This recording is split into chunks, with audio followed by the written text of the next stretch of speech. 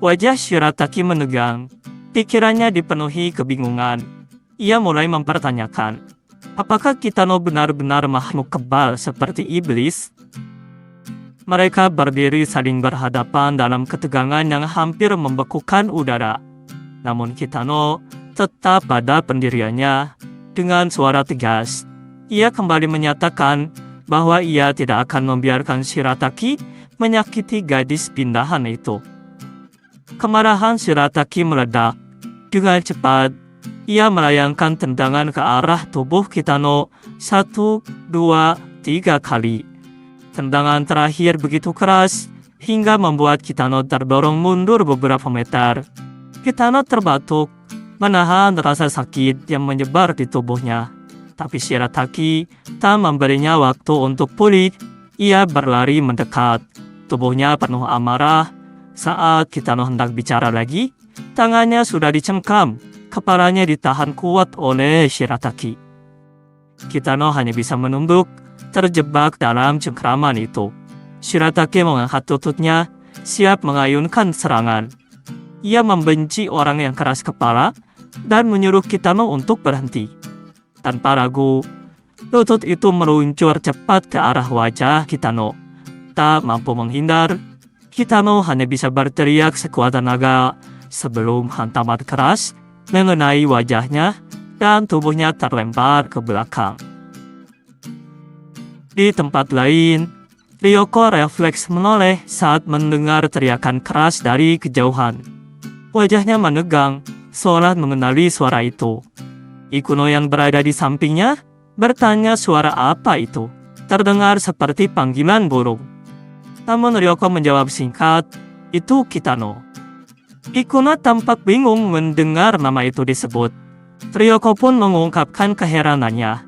Para guru sudah memperingatkan semua murid untuk tidak berkeliaran, jadi seharusnya Kitano tidak berada di area sekolah saat ini. Ikuno terdiam sejenak memikirkan sesuatu. Lalu ia menatap Ryoko dan berkata bahwa mungkin ayahnya sudah mulai bergerak. Ryoko menatapnya heran, belum memahami maksudnya. Ikuno melanjutkan penjelasannya. Sekolah yang kini kosong bisa dianggap sebagai kesempatan sempurna oleh ayahnya untuk menyerang Kitano. Ryoko langsung tampak cemas mendengar penjelasan itu. Ikuno dengan nada menyesal mengatakan bahwa seharusnya dirinya lah yang mengalahkan Kitano. Tapi kini tampaknya sang ayah telah memutuskan untuk mengambil alih tanggung jawab itu sendiri. Wajah Ikuno diliputi kekhawatiran. Ia mengungkapkan bahwa ini pertanda buruk, karena ayahnya bukan hanya sangat kuat, tapi juga bisa menjadi lawan yang licik dan tanpa belas kasihan. Saat perbedaan kekuatan terlihat jelas, ayahnya bisa tampak baik hati. Namun, jika menghadapi lawan yang tangguh, sisi aslinya akan muncul. Ia tak akan ragu menggunakan cara apapun demi menghancurkan musuh. Ryoko terdiam, tak tahu harus berkata apa. Ikuno menambahkan dengan nada berat bahwa karena Kitano bukanlah anak yang mudah dikalahkan, ayahnya pasti akan berusaha menghancurkannya tanpa ampun. Tangan Shirataki mulai gemetar. Ia menyadari penyebabnya. Saat menyerang Kitano dengan lututnya tadi, tangan yang digunakan untuk menahan kepala Kitano tersentak ke belakang oleh dorongan yang tak terduga. Rasa kesal mulai muncul di wajahnya ketika melihat Kitano masih bisa bergerak. Lebih buruk lagi, ia tak merasakan beban apapun saat lututnya menghantam. Itu berarti serangannya tak mengenai dengan sempurna. Sebuah kegagalan yang membuatnya semakin frustasi. Kitano kembali mencoba bangkit. Tubuhnya gemetar namun tekadnya tak goyah. Dengan suara lirih tapi tegas, ia bersumpah tidak akan membiarkan Shirataki. Tanpa disadari, Shirataki sudah berdiri di hadapannya. Wajahnya menunjukkan kejengahan dan kejenuhan. Ia merasa cukup dengan semua ini. Tanpa banyak bicara, ia langsung mengayunkan kakinya dan menendang wajah Kitano dengan keras. Tubuh Kitano kembali terlempar ke belakang membentur tanah dengan dentuman keras. Shirataki tak memberi waktu. Dalam sekejap, ia sudah berada di atas tubuh Kitano mendudukinya. Salah satu lengannya telah siap menghantam. Kitano terkejut tak sempat bereaksi. Dengan nada sinis, Shirataki berkata bahwa dengan tanah di belakangnya, Kitano pasti sudah tak bisa melompat lagi. Pukulan pun segera dilayangkan. Tiba-tiba, suara keras memanggil nama Kitano menggema di antara ketegangan. Kitano mengenali suara itu, Ryoko. Refleks, ia mencoba bangkit, menoleh ke arah sumber suara. Namun saat tubuhnya terangkat, tanpa diduga, kepalanya menghantam kepala Shirataki dengan keras. Benturan mendadak itu menghentikan pukulan yang sudah hampir mendarat. Shirataki menjerit kesakitan, terkejut oleh benturan yang tak disengaja. Ia segera melompat mundur, menjauh untuk mengatur ulang posisi. Sementara itu, Kitano justru menoleh ke kiri dan ke kanan, bingung mencari Ryoko. Padahal, suara itu jelas berasal dari satu arah. Ryoko yang panik kembali teriak dengan suara keras, menyuruh Kitano untuk segera bangkit, dan tak membiarkan Shirataki mendudukinya di tanah. Kitano akhirnya menoleh ke arah suara itu, dan di sana ia melihat Ryoko bersama gadis pindahan yang kini berdiri di sampingnya. Shirataki tampak frustasi. Ia masih sulit menerima kenyataan bahwa Kitano berhasil menyundulnya untuk menghentikan serangannya. Sebuah gerakan tak terduga yang justru efektif, membuat pukulannya sia-sia dan bahkan melukainya. Kesadarannya lalu beralih saat ia merasakan kehadiran orang lain. Ia menoleh. Di kejauhan, Ryoko berdiri sambil menopang tubuh Ikuno yang tampak masih lemah dan tertatih. Dengan ekspresi datar dan suara dingin, Shirataki bertanya pada Ikuno apa yang telah terjadi. Namun Ikuno tidak menjawab.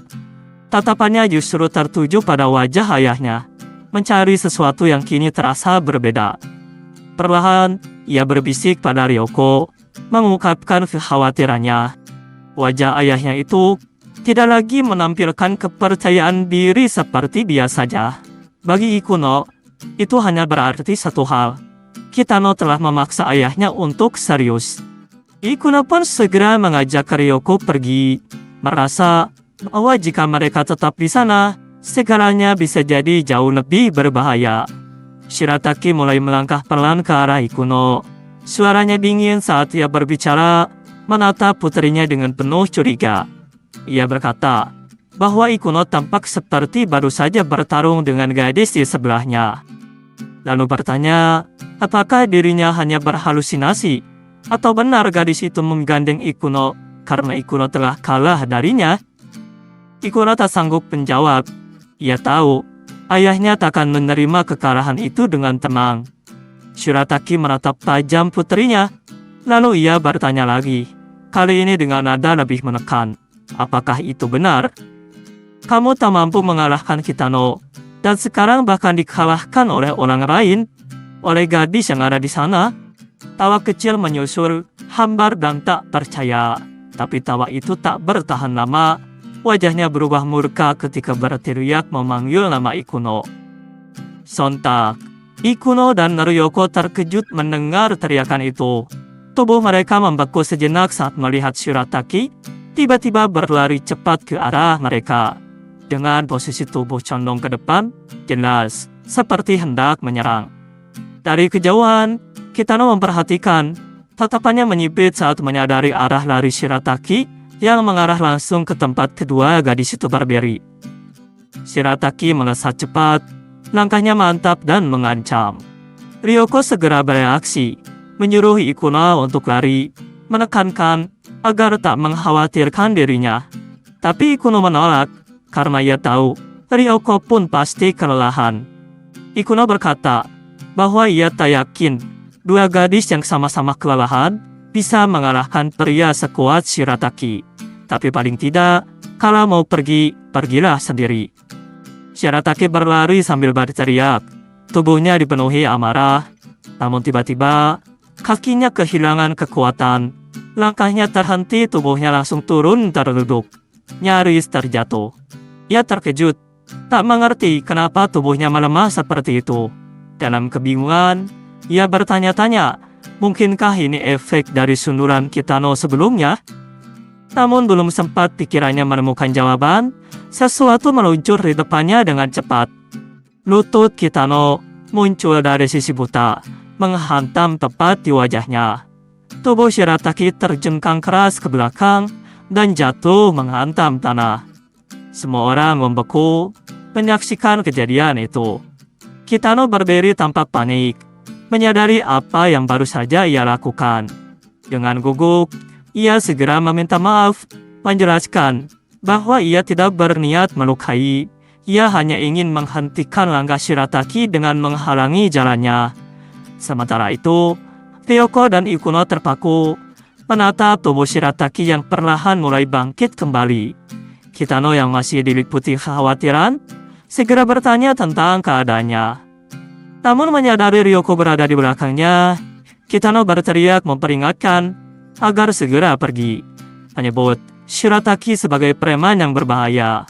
Tapi sebelum kalimat selesai, ia kembali melirik ke arah Shirataki dengan cemas, kembali menanyakan keadaannya.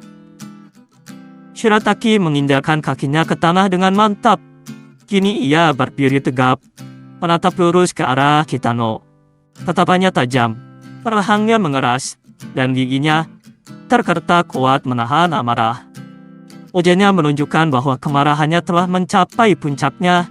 Dengan tekad, ia bersumpah akan menghancurkan Kitano. Namun Kitano, dengan kepolosan khasnya, justru berjalan santai mendekat, tanpa rasa gentar. Ia kembali menanyakan keadaan Shirataki, benar-benar tak menyadari bahaya yang mengancam. Ryoko yang melihatnya langsung berteriak, memperingatkan Kitano agar tidak mendekat. Namun sudah terlambat. Shirataki yang dipenuhi emosi telah lebih dulu melayangkan tinjunya, menghantam wajah Kitano dengan keras. Tanpa memberi waktu, serangan dilanjutkan dengan tendangan ke arah pinggang, lalu sebuah hantaman siku yang menghujam ke wajah Kitano. Ikuno dan Ryoko yang menyaksikan dengan cemas, segera memanggil nama Kitano. Panik melihatnya dihajar tanpa perlawanan. Shirataki tak berhenti. Ia kembali mencoba menyerangnya, sementara Kitano tampak pasrah menerima semua pukulan itu. Namun saat tinju lurus Shirataki kembali meluncur ke arah wajahnya, tanpa diduga Kitano merunduk menghindari serangan itu.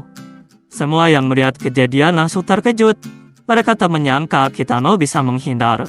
Shirataki yang menyadari situasi mulai berubah, segera melompat mundur, menjaga jarak dari Kitano. Kitano memegangi wajahnya, tapi ada yang janggal. Dalam benaknya, ia merasa serangan Shirataki tidak semenyakitkan seperti sebelumnya. Sementara itu, Shirataki kesal setelah menyadari bahwa dua serangan Kitano ke arah wajahnya tadi membuat kakinya lemas, menyebabkan kekuatan dan kecepatannya menurun. Melihat Kitano yang masih berdiri seolah tak terjadi apa-apa, Shirataki semakin kesal. Ia tak percaya Kitano masih bisa bergerak seperti itu, bahkan tetap berdiri setelah menerima pukulan dan tendangannya, yang bahkan beberapa di antaranya adalah serangan telak. Dengan putus asa, Shirataki kembali memukul Kitano terus-menerus. Serangannya tampak tak beraturan, hanya dilandasi emosi yang meledak. Ikuno yang memperhatikan kaki Shirataki mulai melemah, segera mengajak Ryoko untuk ikut menyerang. Ia yakin, dalam kondisi ini, mereka bertiga bisa mengalahkannya. Namun tanpa diduga, Ryoko menolak. Ikuno bingung, tapi Ryoko dengan yakin berkata bahwa Kitano akan menang. Sementara itu, Shirataki terus menghantam wajah Kitano yang hanya diam pasrah menerima setiap pukulan. Dalam lamunannya, Kitano bertanya-tanya kenapa Shirataki tak berhenti memukulnya. Ia bahkan merasa cemas karena Shirataki terlihat semakin kelelahan. Mungkin, pikir Kitano, preman memang suka memukuli orang. Tapi ia tak bisa membiarkan jika Shirataki berniat memukuli seorang perempuan. Maka dari itu, dirinya tak bisa membiarkannya menang. Dalam hati, ia meminta maaf. karena harus mengalahkannya. Tiba-tiba, Kitano kembali menghindari satu pukulan lurus Shirataki dengan gerakan cepat yang mengejutkan. Ryoko dan Ikuno sontak terkejut melihatnya. Dalam satu momen yang singkat, kedua tangan Kitano sudah menempel di dada Shirataki. Dengan dorongan kuat, Kitano mendorong tubuh Shirataki ke belakang, membuat tubuh besar itu terangkat dan terlempar ke udara. Singkat waktu, karena dipenuhi rasa panik, Kitano mendekati Ryoko dan dengan cemas bertanya apa yang harus ia lakukan. Ia menjelaskan bahwa ia hanya berniat mendorong Shirataki pelan, namun dorongannya justru membuat pria itu terlempar dan tak sadarkan diri. Ryoko yang sudah terbiasa dengan sifat Kitano hanya diam mendengarkan. Lalu balik bertanya, alasan Kitano masih berada di sekolah, padahal guru telah menghimbau murid-murid untuk segera pulang. Kitano menjawab bahwa ia mengetahui ada seorang preman tengah berkeliaran di sekolah. Lalu ia melihat gadis pindahan berjalan ke arah area sini. Karena khawatir, ia mengikuti gadis itu, sebab menurutnya tak seharusnya seorang gadis berjalan sendirian di situasi seperti ini. Tapi justru, ia malah bertemu dengan preman tersebut. Ryoko memotong, bertanya, apakah itu alasan Kitano sampai bertarung dengan pria itu? Kitano mengiyakan dan menambahkan bahwa dia sempat berkata, setelah menghajarnya, ia akan menyakiti gadis pindahan itu. Jadi dirinya tadi hanya... Kitano ragu untuk melanjutkan, membuat Ryoko mencoba mendesaknya untuk melanjutkan. Namun Ikuno, yang mengetahui Kitano telah salah paham, malah tertawa keras. Ryoko pun ikut tertawa. Kitano kebingungan melihat reaksi mereka. Menganggap ini bukan saatnya tertawa, dan masih terus membahas soal preman dengan serius.